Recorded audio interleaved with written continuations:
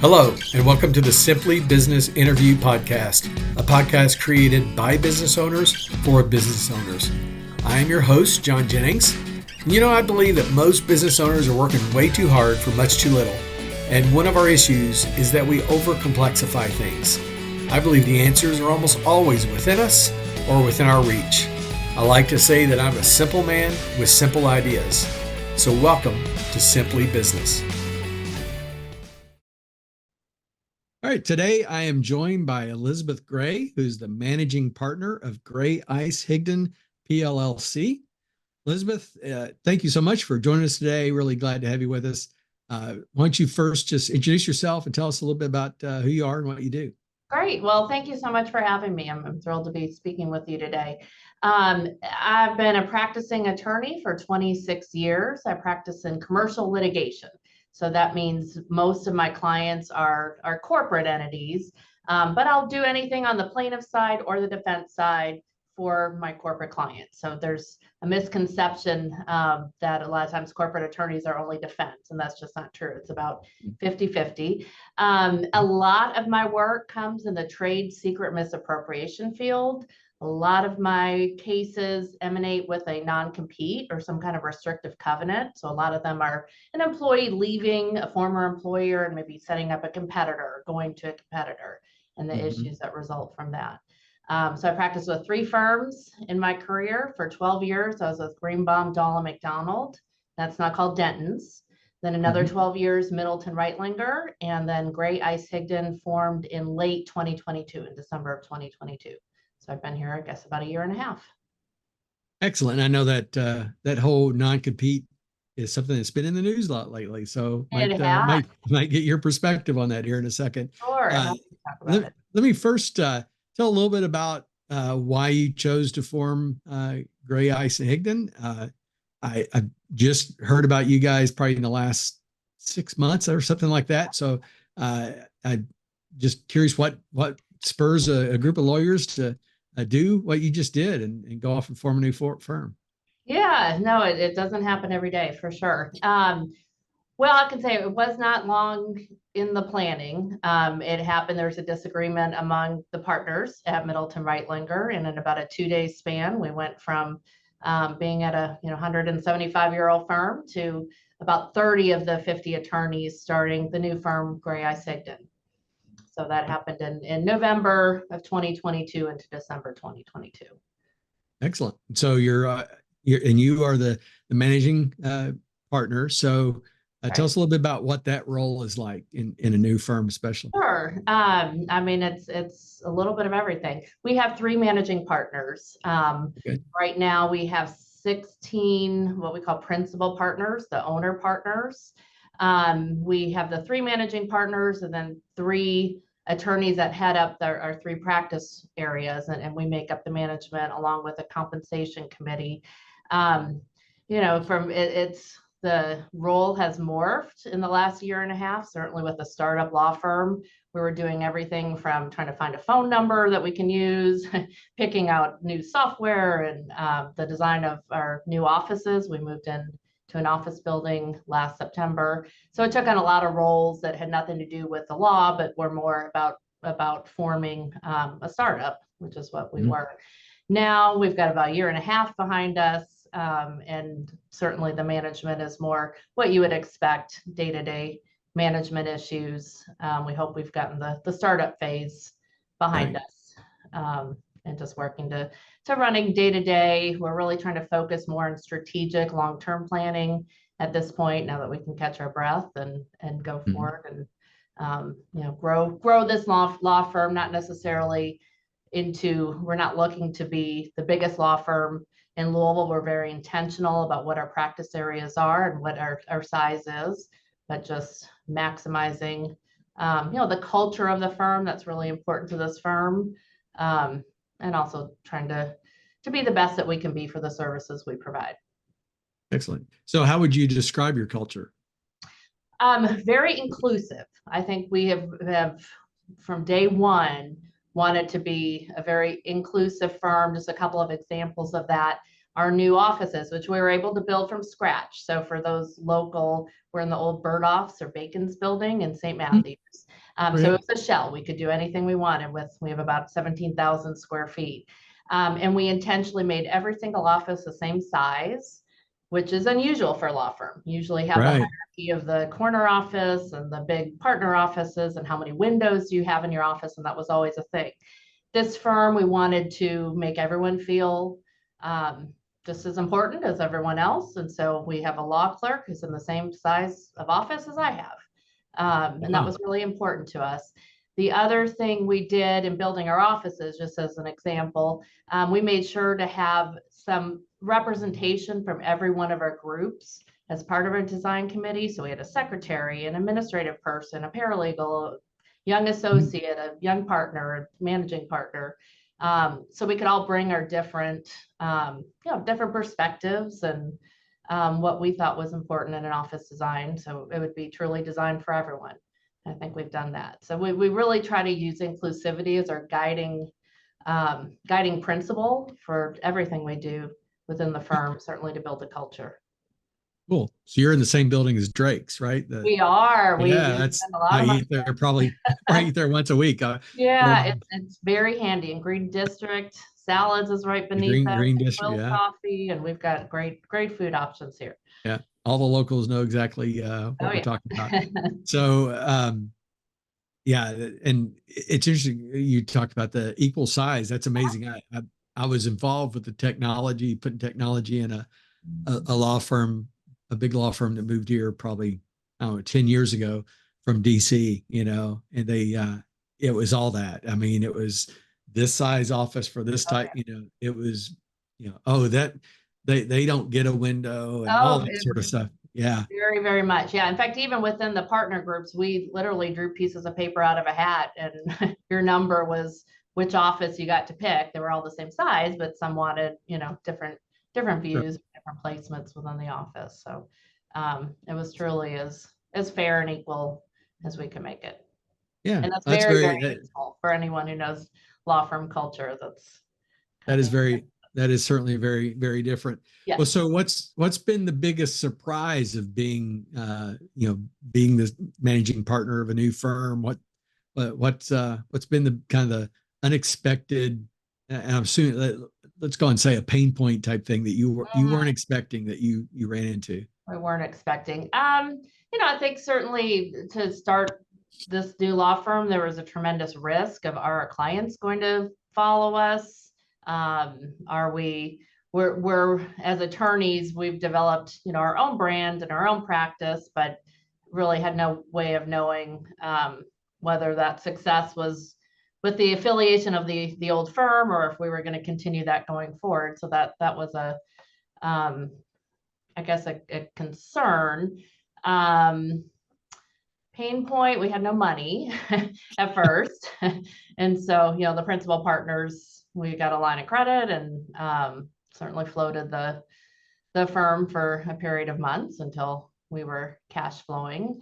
I think just a surprise of mine, I had been in leadership at Middleton Reitlinger and actually at Greenbaum before that, from a practice group standpoint. I had no idea how expensive benefits were and how complicated things like a 401k. I mean, we had to set that up, all the malpractice insurance and health insurance benefits and all those other benefits, just how complex and expensive they were. I now understand why it's so important to make sure every full-time employee is, that we're maximizing every full-time employee because it's not just the compensation they're paid. There are a lot of other expenses that go with it. Yeah. And it's so true. And it's one of the things that new business owners often don't expect. Wow. Right. That's really opened my mind. The other thing, we went about 9-10 months without having an office, which because again, it happened very suddenly. We decided we wanted to build our own office space. We wanted something really different from what existed. And so, fortunately with COVID, we were somewhat ready for the challenge, but it's hard to not be all together. So we rented temporary space. We had meetings in people's kitchens, just to get together and stay connected. That was a challenge to go the first year of a new business where we're not even all in the same place. We had a space to get together with maybe 10 people at a time, but not the whole firm. Yeah. I was thinking about that when you were talking about 2022. I mean, that we were still having a whole lot of rolling shutdowns and mask this and mask that. And Yep. there was a whole lot of that stuff going on. So what kind of impact did that have with the initial rollout of the firm? Again, we were homeless for the first 9-10 months. So, naturally we didn't have any disruption from COVID coming back and having to work from home again. But it's been a whole lot better once we could get back together in person and have that connection. I think it's just the challenge of staying connected when being remote. Yeah. So you came from a culture, 150-year-old law firm. I'm sure they probably had a few ways of doing things, right? Oh yeah. and this isn't talking about them at all. I'm now thinking about you. Now you've got this new law firm, your new space, you're wanting to be inclusive and think of things different. What's kind of the driving force behind that? And what are some of the things you see as just still kind of in the evolution process that you're going through? Well, I think we all agreed, every partner and every employee who joined the new firm agreed we needed to do things differently. The world has changed, and it's the same old just isn't going to work anymore. We really wanted to attract, and we built our offices to be very conducive to attracting younger attorneys. I mean, that's this next generation. I always forget if it's Gen Z or X or whatever it is, but those who are kind of late 20s, early 30s. I mean, they just you're Gen Z. Gen Z, and that's not me. I'm a good couple decades older than that. But what we've seen is most of them just have different values and different focuses of what they want out of their career, what their work-life balance is to be. And for us to sustain ourselves and us to be truly successful, we need the next generation of lawyers and employees to be fully invested in us and happy with their career choice. So we part of the focus on inclusivity is we need to continue to attract and retain the next generation of attorneys. Yeah, that's interesting. I actually was just doing a workshop for a client this morning on generational issues and leading across generations. And one of the things I talk about is if you're familiar with college sports, the transfer portal. I say the transfer portal has entered the workplace because absolutely, people don't have that loyalty of, oh, I'm going to go work for this company, this firm. I'm going to I always say, now I'm an older Gen Xer, but I mean, I kind of have that mentality. Every job I took, I thought was going to be my last job. I went into it with that kind of mindset. Now I ended up having a few, like you, I've moved around a few times, but not a lot, because I had that mentality from the beginning. Every job was going to be the job I retired from. And now it's very different. Yes. It's okay. I'm going to work this until I'm tired of it, or I'm going to try something else. Right. So that's interesting. I would not have necessarily thought that was true for attorneys, but what you're saying is the generational tendencies of the Gen Z, especially, and some of the younger millennials as well, of that kind of mindset. It's true for attorneys as well. Sure, absolutely. I mean, we're people just like any other field. So yes, absolutely. That's something we've encountered a lot, and it's a challenge to try to maximize the loyalty of the employees and also their efficiency and profitability when they have different money used to be paying bonuses for hard work, paying bonuses for billable hours used to work, and you would maximize profitability and efficiency of attorneys, and that's just not most in this new generation. That just doesn't motivate them to the same extent it did our generations. Yeah, what we're finding is that if you're meeting their minimum requirement for their Mhm. lifestyle level, whether that's a $50,000 payroll clerk or whether that's a, six-figure attorney, you're meeting that minimal level. Money has almost no motivation to them beyond that. It's That's all about the other things. It's the right. culture, it's the flex. No, I think that's absolutely true. Yeah. Um, yeah, no, that's what, one thing, challenge we've had where I know all kinds of workplaces have is just getting employees in the office and Yeah. wanting to come to an office. So that was another guiding principle when designing our offices. We wanted them to be as comfortable as possible, as many amenities as possible. We picked St. Matthews because it's very central to where a lot of people live. We have free parking in a nice big lot. It's easy. We have a great coffee machine that can make any kind of espresso, cappuccino, whatever. Two big snack drawers. Again, just anything we can do that make people not only be loyal to their job and like their job, but want to come into the office and work amongst us. Cool. So talk about work-life balance here for a Mhm. second. You're obviously in a very demanding field, Yep. and then the very demanding role as a leader in a startup. How do you maintain some sort of balance, whatever that is defined by you? Yeah. I mean, it's hard. You have to have I have a wonderful husband who's very supportive. I think every person in this role needs a great support network, whoever that may be. My kids, I've got two girls, they're 18 and 20. So one's in college, one's a senior in high school, about ready to go off. So that's made it easier. I don't know that I could have done this 10 years ago. So part of it is timing. Just they're much more independent now. And so I do have more flexibility. I think technology has made it so much easier. I was with my senior in Cancun last week for her senior spring break. Of course, wanting to be with her and experience that, but I brought my laptop. I had a little printer. I was able to work, every day for a few hours just to do what I needed to do to be able to be there with her. So I think that's really helped work-life balance, at least being able to get away and Yeah. have some connectivity. Yeah. Yeah. Very good. Okay, I want to go back to something you mentioned in the beginning, and just because it Mhm. comes up with my clients a lot. Non-compete. Yes. Where's that going? Well, so I will say it's very state specific. So Kentucky does enforce its non-competes. It's actually one of the more employer friendly states that there are, and there's certainly some out there, like California as an example, Minnesota, that will hardly enforce any non-competes. So first Mhm. thing you need to always know about non-competes is it's very state specific. The FTC has proposed a ban on non-competes, or almost a total ban with just some very minimal carve outs. Mhm.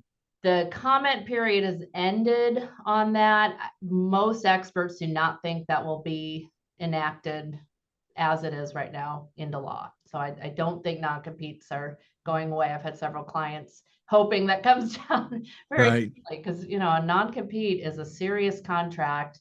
What I've found with so many of my clients, they sign them on day one of a job. They're signing a stack of new paperwork, and they're not really giving consideration to what they're signing. They want the job, but Mhm. they're not thinking about how is this going to impact me down the road if even if I'm terminated Yeah. without cause. This could be an enforceable document, and it is, or it often can be. It's very factually specific as well. So everything from what the employee's background is, how much training they were provided by the new employer. I mean, a lot of those things can weigh into whether or not the non-compete is enforceable. But for now, they're here to say what we're seeing is some states are starting to chip away at them. Mhm. For instance, there's some states that now have a salary minimum. So, we're not going to enforce any non-compete under where someone's being paid less than $100,000, for instance. So we're seeing some guardrails like that coming into place in states, but not Kentucky yet. Okay. Interesting. Well, I Yeah, appreciate that. It is a topic comes up every it once in a does. while, certainly with my clients, uh, yeah, It's a we're great tool for employers because it yeah. does does make people think twice. And, there's oftentimes you're exposing an employee to really sensitive, confidential trade secret information, and that kind of protection is what gives you the comfort in doing so. Yeah, absolutely. Okay, one last question. Actually, maybe two. Glimpse into the future. Where do you see this firm going? And wave your magic wand, and what would you like to see? I wish I could. So we're very focused on our core practice areas, and those are patent. We've got 14 registered patent attorneys, which again, for a law firm, that's a huge number of patent attorneys. We're by far the highest in the state of Kentucky, even though we're relatively small size firm. Trademark attorneys, copyright, we do transactional, and then commercial litigation. What I do. So we're very focused on keeping those core practices and only those core practices. Where one thing intentionally we did in setting up the new firm is picking what we do best and what we have the expertise in, and just being absolutely the best at those areas. So I don't think I see this firm adding, going into different practice areas. And I also don't think we're going to be the biggest firm in Kentucky, and that's not our goal. And we love the size of the firm. We're at about 33 attorneys now. We're adding 3 in May who are just graduating law school.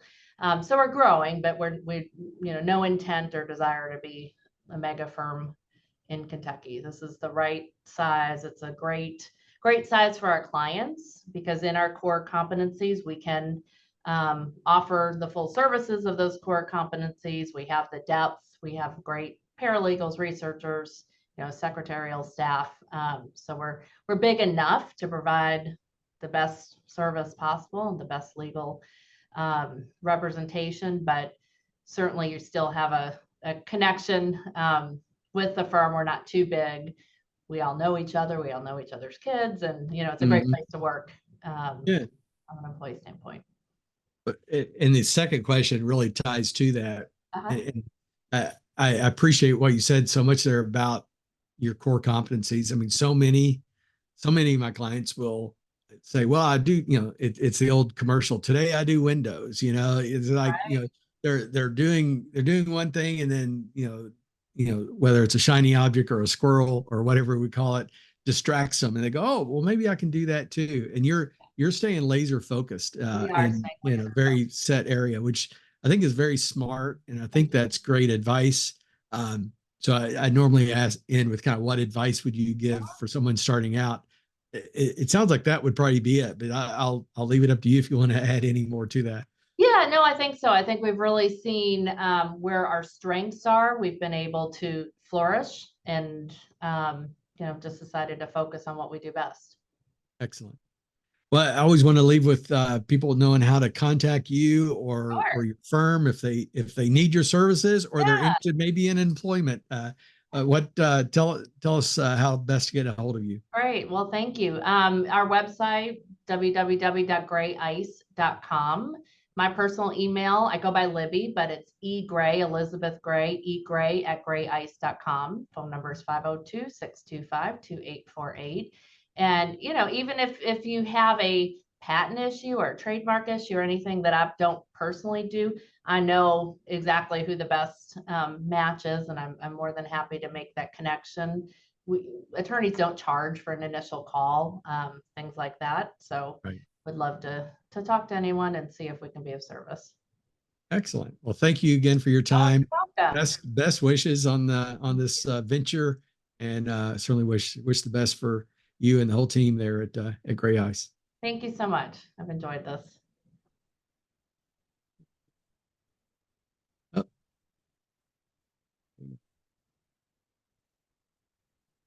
Are we off? Trying to. Thank you for listening to today's episode. If you liked it, please share or like it on whatever platform you use. You can find me on social media. On most platforms, I'm John K. Jennings. My first book is also available. Your Baby is Ugly tells you about 10 truths that business owners need to hear, but often won't, and how to overcome them. You can find it on Amazon. Just search for Your Baby is Ugly. And be watching for our next episode where I'll interview another business owner who will share their stories and insights into what it's like to create a great business.